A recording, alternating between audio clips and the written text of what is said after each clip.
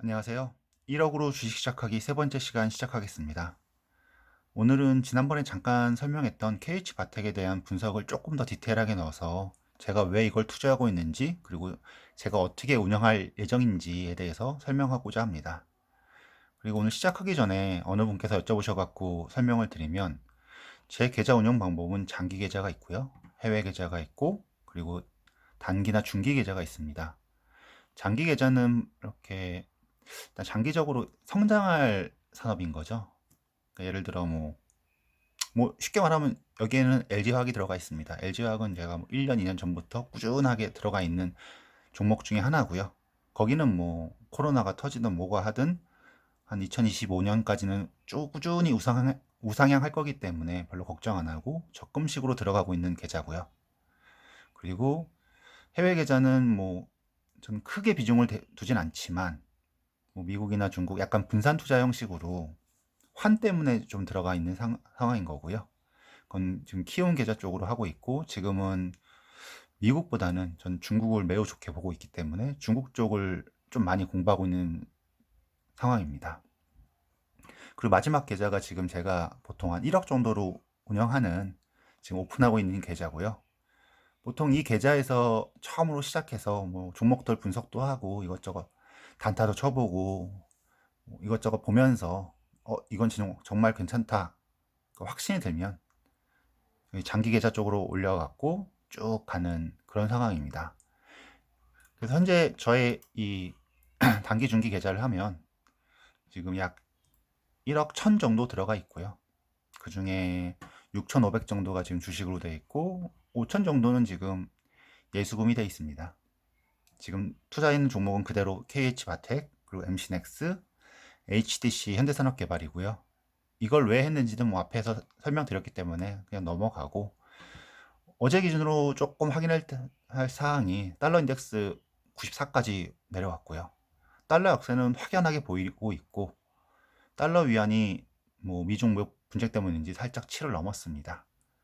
이게 뭐 7.1 계속 말씀드렸다시피 한 7.2 되면 전 비중 매우 줄이는 편입니다. 그리고 구리 같은 것도 당연히 좀 빠졌고요. 지금 뭐 조금 시끌시끌한 게 뭐 미중 무역 분쟁이 뭐 다시 시작한다. 뭐 근데 문제는 경제가 만약 문제가 되면 트럼프는 재선 거의 불가능합니다. 끝날 확률 거의 98%라고 보고요.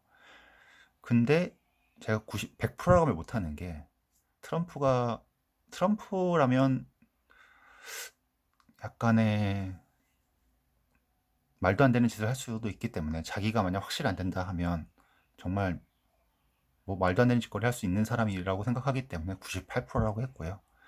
일단 큰 틀은 미국이든 중국이든 서로의 경제에 대해서 건들 수는 없는 상황입니다. 그걸 건드리는 순간 자기들이 죽을 걸 알기 때문에 적당한 수준에서 끝날 거라고 보고요. 그리고 코로나는 뭐 꾸준히 확산되고 있었고, 근데 갑자기 또 코로나가 뭐 크게 터지면서 다시 문제되고 있다라고 얘기하는 것보다는 그냥 많이 올랐기 때문에 빠질 타이밍에 이런 게 나왔다고 보면 됩니다. 지금 뭐 저도 이 세 번째 시간이지만 저의 뷰는 동일합니다. 지금 주식시장은 뭐 미래에 대한 희망 회로를 잘 돌리는 사람들이 이기는 거고요. 그러니까 이벤트 잘 쫓아가면서 뭐 하나, 이건 절대 저평가 기업이야 해서 난 얘만 쭉 해서 가치 투자라고 소위 말하는 가치 투자자들은 많이 힘들었을 거고요. 나는 뭐 이벤트 쫓아다니면서 약간 단타식으로 돌려막고 있어. 아니면 또는 뭐 카카오 네이버 같은 형태로 언택트주, 뭐 2차전지, 뭐 이런 식으로 몰빵했던 사람들은 꽤 많은 수익을 얻었습니다. 제 스타일은 뭐 가치 투자도 아니고 뭐 단타 형태도 아닌데 약간 섞여 있습니다. 뭐 그래서 저희 장점은 뭐 한 18년 정도 주식하면서 최대 장점은 크게 잃지 않습니다. 그리고 최대 단점은 아주 크게 먹지는 못합니다. 하지만 꾸준하게 우상향하는 형태로 가는 스타일이고요. 그러니까 공격보다는 수비를 잘하는 스타일입니다. 조금 더 안정적으로 운영하고, 그에 따라서 지금도 현금 비중이 뭐 한 40%에서 50% 정도 일단 들고 있는 상황인 거고요.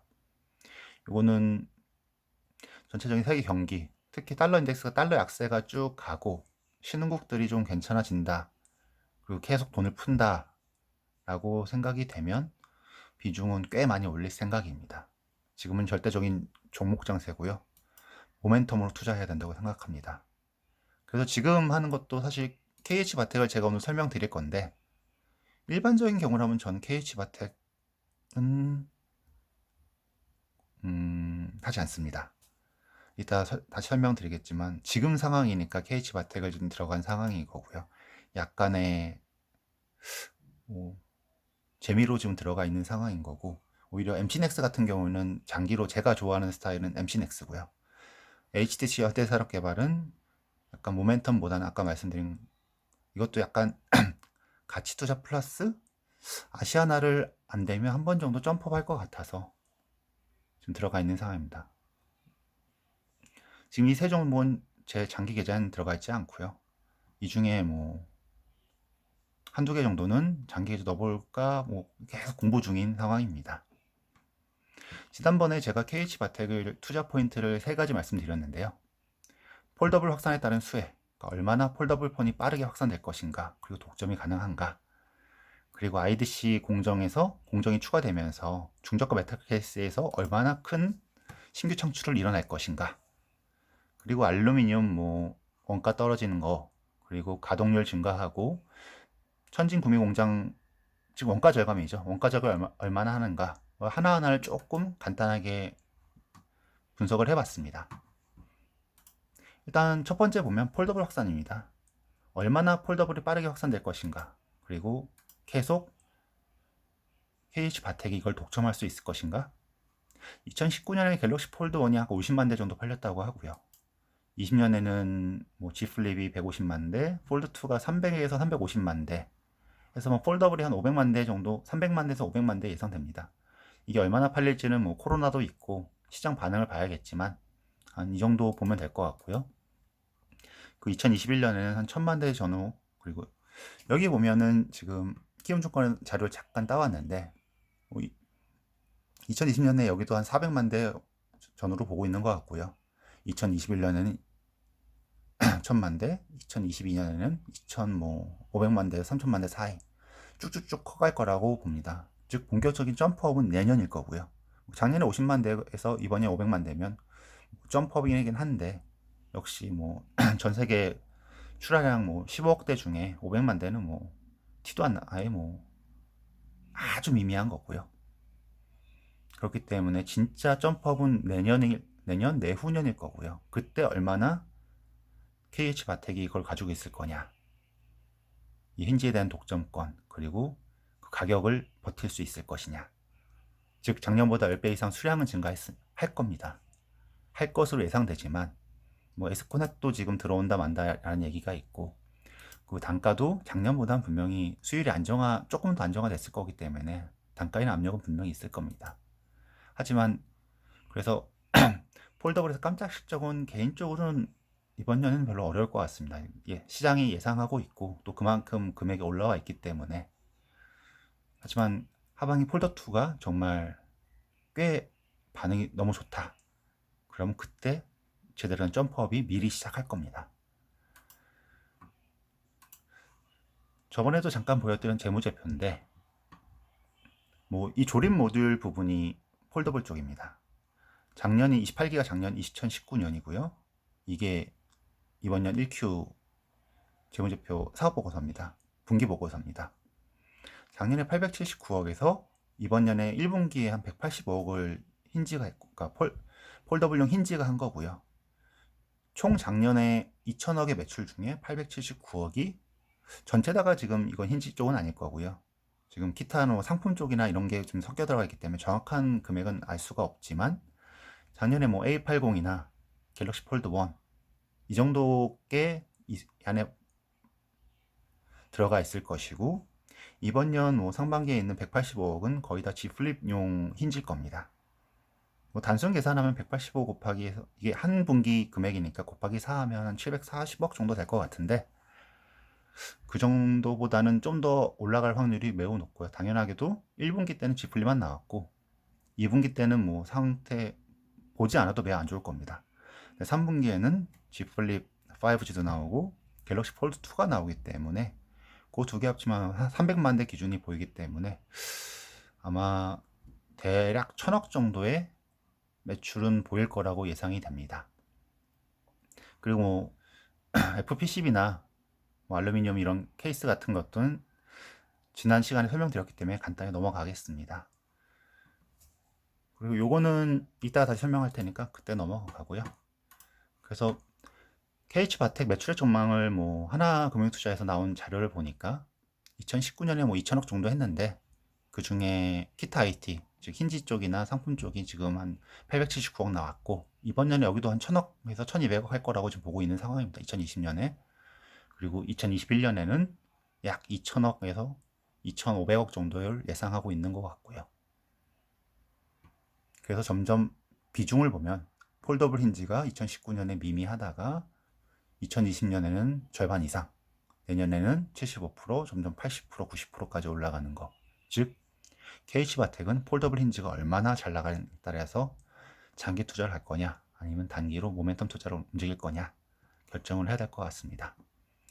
두 번째가 IDC 공정입니다. 인서트 다이 캐스팅이라고 뭐 CNC와 다이 캐스팅의 장점을 가지고 있고 뭐 20%에 30% 비용 절감이 가능하답니다. 뭐 특허를 찾아보니까 금속 소재를 롤러 사이로 통과시켜 프레임 성형하는 롤링 단계를 지난 후에 이것을 뭐 다이캐스팅 금형에 삽입하여 블라블라블라 이렇게 하는데 이것까지 뭐 아실 필요는 없고요. 결론은 이게 얼마나 새롭게 들어갈 거냐가 중요한 겁니다. 일단 경쟁력은 분명히 있어 보이고요. 특히 5G 스마트폰 같은 경우에는 밀리미터 웨이브나 뭐 밴드들이 많이 추가되기 때문에 발열이 있을 수밖에 없고 안테나도 그만큼 더 문제가 될 거기 때문에 주파수 간섭이 발생합니다. 그래서 메탈 케이스가 굉장히 어려운 작업이 될 거고요. 이거를 일단 메탈 관련해서는 KH바텍이 매우 괜찮은 회사이기 때문에 이걸 얼마나 빨리 할 것이냐. 즉 뭐 CNC 머신이나 뭐 아노다이징 뭐 인서트 다이 캐스팅 같은 거는 뭐 그냥 나중에 한번 시간 되면 찾아보시는데 이게 뭐 크게 중요하지 않습니다. 문제는 힌지. 그냥 KH바텍은 힌지를 얼마나 빠르게 할 것이고 단지 이걸 제가 지금 투자한 이유는 이번 년에 이게 꽤 잘 나온다면 이번 년 하반기가 약간 힌지와 더불어 이거는 분명히 한 번 더 점프할 수 있게 플러스 알파는 분명히 될 겁니다. 메인은 아니지만 이게 분명히 꽤 큰 도움이 될 수 있는 상황이기 때문에요. 이건 한번 나중에 한번 읽어보시고요. 하나하나 찾아보셔도 괜찮을 것 같습니다. 재무제표는 이거 설명했으니까 넘어가고요. 일단 재무제표 다시 한번 요거는 다시 한번 설명드릴게. 제가 저번에 잠깐 잘못 설명드린 게 있어서 요건 하나금융 리포트 이번 년 4월 달에 나온 거고요. 이거 현재 네이버 기준입니다. 뭐 매출액은 2016년에 네이버 기준으로 보면 7,300억, 뭐 앞에 건 동일할 겁니다. 7,300억에서 뭐 재작년에 1,600억까지 기하급수적으로 줄어들었고요.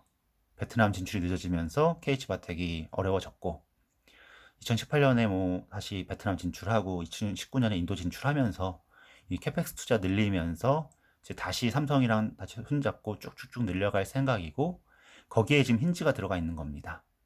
여기서 ROE를 좀 전 주의 깊게 보는데 ROE가 내년부터 뭐 이번 년부터죠. 한 9%에서 10% 그리고 18% 내년엔 18%, 그 다음에 20% 정도 쭉 유지할 거고 매출액은 5천억까지 올라가고 순이익은 뭐 한 700억까지 된다. 2022년에.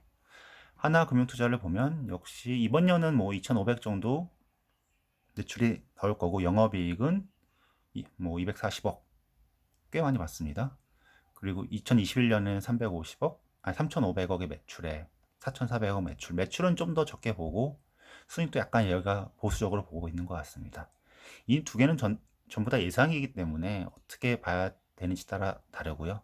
뭐 PER, 뭐 PBR 이런 것도 어떤 기준으로 넣느냐에 따라서 숫자가 달라지기 때문에 수치는 참고만 보시고 전체적인 큰 그림을 봐야 된다고 생각합니다. 그리고 ROE도 마찬가지입니다. 일단 뭐 중요한 건 캐펙스를 투자를 하고 있고 꾸준하게 할 예정인 거고 그리고 매출이 좀 올라간다는 건 일단 제조업 입안에선 좋은 겁니다. 이렇게 캐펙스 투자 팍 한 다음에 매출이 떨어진다. 이건 그냥 끝장난 겁니다. 그래서 2, 3년 동안 아예 뭐 관심 종목에도 없었던 종목인데 최근에 이번 연에 스윙을 이것저것 좀 해보면서 KH 바텍에 대해서 지금 분석을 이렇게 하고 있는 거고요. 그리고 다음번이 투자 포인트 세 번째, 즉 원가 절감과 가동률입니다. KH바텍의 뭐 재무 사업 보고서를 보면 이 원자재 금액을 좀 보면 뭐 알루미늄과 외주 가공비가 압도적으로 금액이 많습니다. 뭐 100만 원 기준이니까 뭐 알루미늄 한 50억 정도 되는 거고 외주 가공비 310억 정도. 이게 2019년 사업 보고서고요. 이게 1Q 사업 보고서입니다. 이번 년에 보면은 뭐 크게 비슷하게 가는데 일단 압도적 두 개를 봐야 되는 겁니다. 알루미늄 금액과 원자재 금액과 그리고 외주 가공비를 얼마나 줄일 수 있냐. 이게 큰 포인트일 거고요. 원가 절감에 있어서는 두 번째가 가동률을 얼마나 하고 있냐. 뭐 사업 보고서는 보시면 깔끔하게 나옵니다. 지금 현재 가동률 2019년 29.6이었고 뭐 1Q에는 39.2, 10% 정도 올라갔다는 건 매우 좋다는 거고 이건 뭐 지플립 효과일 겁니다. 당연하게도.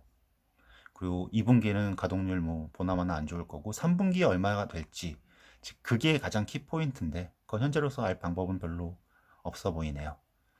그래서 일단 뭐 장점으로는 알루미늄 원재료 가격이 계속 하락하고 있고요. 27기, 28기, 2018년, 19년, 이번 년 보면 쭉 하락하고 있고 그래서 이건 뭐 원가작은 무조건 좋은 거고요. 50억밖에 안 된다고 하지만 이걸 줄이면 그냥 순이익이 그만큼 늘어나는 겁니다. 그리고 외주 가공비, 특히 현진 구미 공장 같은 거 정리하고 2019년에 정리하고 있고 베트남 투자해서 베트남 쭉 올라오고 있고 인도 공장도 작년에 들어가서 지금 확충 중입니다. 아까 보여드린 것 중에 요건데요. 일단 1Q 기준으로 보면 천진 쪽은 접었으니까 매출력 없고요. 해주도 매출력 미미한데 지금 하노이 쪽이 메인으로 오고 있습니다. 그리고 인도는 현재까지도 없고요. 그러니까 작년에 보면 자산은 지금 근데 하노이 쪽은 작년에 뭐 980억에서 1100억까지 늘어나고 있고 인도도 지금 310억에서 460억에 늘었다는 건 인도 쪽으로 지금 엄청나게 투자를 하고 있다는 겁니다. 즉 캐펙스 관련돼서 들어가고 있는 게 지금 인도 쪽일 거로 보이고요. 요게 매출액이 발생하고 요 순손실이 이익으로 발생하는 순간 한번 점프업은 가능할 겁니다. 그래서 요 부분은 좀 주의 깊게 봐야 될 것 같아서 좀 추가를 해놨고요. 이렇게 뭐 하다 보니까 17분이나 됐네요. 그래서 결론을 내리자면 일단 저는 펀더멘탈 투자자라고 생각합니다. 일단 재무제표 같은 거 보고 시장 보고 이렇게 여러 가지 복합적으로 보면서 뭐 차트도 보고 있긴 하지만